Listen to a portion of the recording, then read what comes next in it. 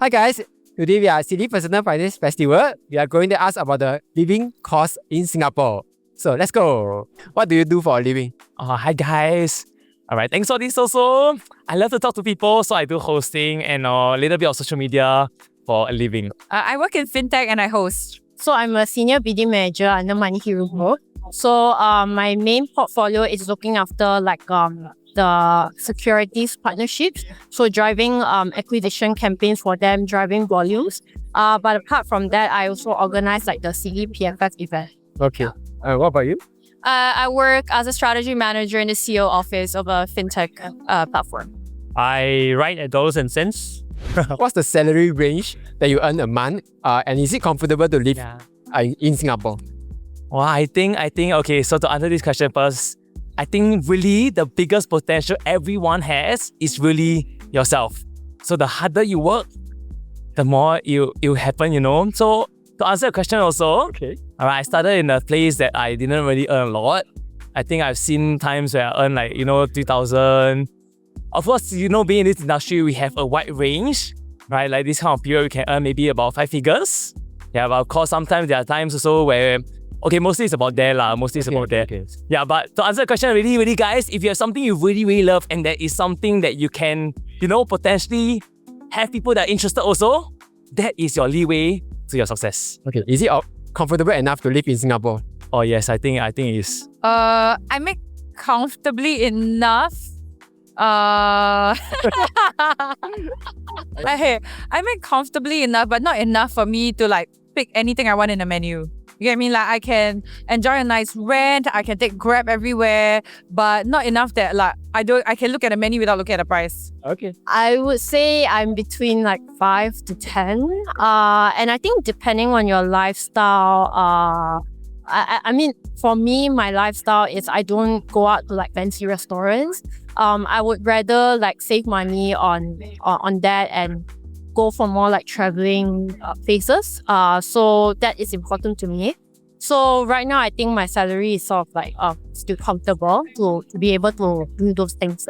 Yeah, I would say I moved here to Singapore last year from overseas. I would say as a foreigner, there's just a lot more expenses, right? Because you don't live at home like most Singaporeans, so there's more expenses. But I can live comfortably, in Singapore and do a few trips once in a while.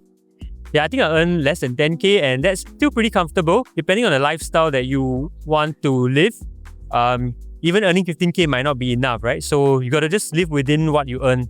Quick pause. If you're looking for the best brokers to kickstart your investing journey, check out Interactive Brokers. You will enjoy one of the lowest fees in the industry at just 35 cents per trade on the US stock market. It also offers Ireland domicile ETFs, perfect for saving on dividend withholding taxes. Plus, it also comes with free company research tools, so you can make smarter investing decisions. Feel free to use my Interactive Brokers link to open an account and start investing today.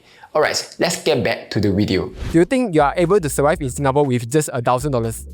Wow, $1,000 Okay, personally, I only spend $200, $300 a month. Oh, that's low. Yeah, because I'm a very frugal person. I love eating Cai Fan. Cai Fan is the best, $250. Okay. So to answer your question, if I stay my current lifestyle, can. Wow. I can, but I'll be very miserable. Oh. If I live on the streets, government subsidized housing, I don't know. Ideally not with my parents, maybe. I think that is very, very hard to get by. Yeah, I think you probably need to manage like your meals in terms of maybe eating like chai fan every day kind. Yeah, and I guess with 1K spending, with 1K income, it's a bit hard for you to save for other things. So you need to prioritize what you save it for, whether if it's like maybe on your emergency medical expenses, your travel expenses or things like that. But I think, you know, travel is always a luxury, right? So I think with 1K income, it would be very difficult to achieve that traveling. Okay. Yeah. What about you? I think you'll survive. That's it. Yeah. You will survive, but you're just surviving. So I don't think you can do much else than like, you know, the basic necessities. I don't think that is possible. It might be physically possible, but it's going to be very mentally challenging if you do earn 1K and you want to survive with one kid, right? 1 kid, 2 kids. Okay, yeah, I mean, if you have kids, it's definitely not going to be possible.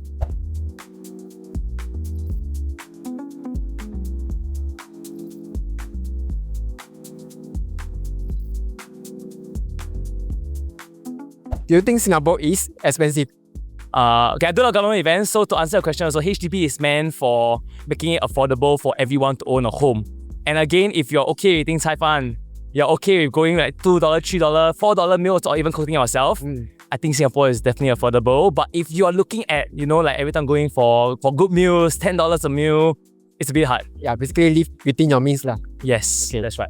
Hell yes. Singapore is freaking expensive. I've pretty well traveled across Southeast Asia and out of Asia as well in Europe. And I think Singapore is expensive, but Singapore has options. Example, I can have a $4 chicken rice or I can have a $400 meal.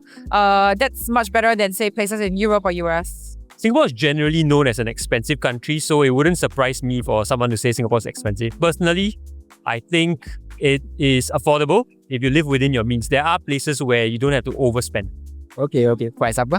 For example, if you want to eat out, you don't have to go to a restaurant, Okay. right? And then even if you go to a restaurant, there are layers of restaurant, right? You can go to a restaurant that serves you a Western dish for $15, or you can go to a restaurant that serves you a Western dish for $150, right? So it's just the lifestyle that you want to live as well. So what's your biggest money expense apart from food and housing? Insurance. Insurance. Okay. Yeah, and I also I also spent a little bit on NLP last time. Okay, hot topic. Okay. Wow, rent is my biggest. Number 2 would be food. Hey, what? This food. Oh yeah, you say food. Third, my hobbies. I have very expensive hobbies like golf and skydiving. How much do you spend on them? Well, I just bought my parachute that cost me like 13.5k SGD. But I guess I'll use it for a few years, and I got some golf clubs. They're about like a few $100s each. Yeah. That's an expensive hobby. Yeah, it is super, not including my travel to get to the skydiving spot or to get to the golf zone, the green fees. Yeah, it's hella expensive. But it's worth it. Yeah, happiness, right? I think money can buy happiness. Yeah. Probably travel. So, I mean, currently, I do have like a UOB Ladies card, right? So UOB Ladies card, because of that different category, my category is solely focused on travel because I know almost every other month I will buy a flight ticket, whether if it's to travel leisurely to like Japan, for example, or because I'm from KL, so I fly back like almost every 1 or 2 months if possible. Okay. I think probably travel as well because I'm also not from Singapore, so my parents' family live in Europe. So yeah, either it's like traveling back to Europe or meeting up with friends somewhere else in Asia. I think that is probably a big expense. I think utilities will be a big one because I live with my parents. So utilities come up to more than about $500-600, more than $600 a month. Okay. Yeah. Why is it so much though? So electricity costs almost like monthly range about $450 to $550. Then my water bill is about $220 to $250. Yeah. Okay. So it costs a lot of money every month just to keep our family running. I think it also goes to like show that if you use aircon every night, and obviously I live with my parents, so all 3 rooms, we live in a 3-bedroom apartment, so all 3 rooms have aircon running every night. All of us shower quite regularly. Okay. We turn on the heaters and everything, so all of that thing adds up. With the high cost of living, do you think Singapore is still worth living in, or do you think you'll be happier elsewhere? Wow, this question, if you ask me, I did ask myself also. If you are having a family, you're looking to have children next time, Singapore is an amazing, amazing place because you know your children is going to be great. Okay. But if you're looking to, be a single, you can really explore overseas. It's going to be a lot cheaper. A lot of my friends moved to Bangkok. Some are thinking of going to JB and coming in for work. I think Singapore gives you like the safety and security, the options, the lifestyle, the culture, the friends, everything that I think money can't put a price tag on. And example, I can imagine if I'm a family man or woman, I think I'll pay for safety over any other day. I think Singapore is still worth living in, but I think it really depends on what your ultimate goal is. I think to retire in Singapore, maybe it's a bit difficult, but definitely this is coming from the standpoint that I'm a Malaysian. So even though the cost of living in KL is increasing, but it's still manageable in terms of that. I still think it's really worth living here.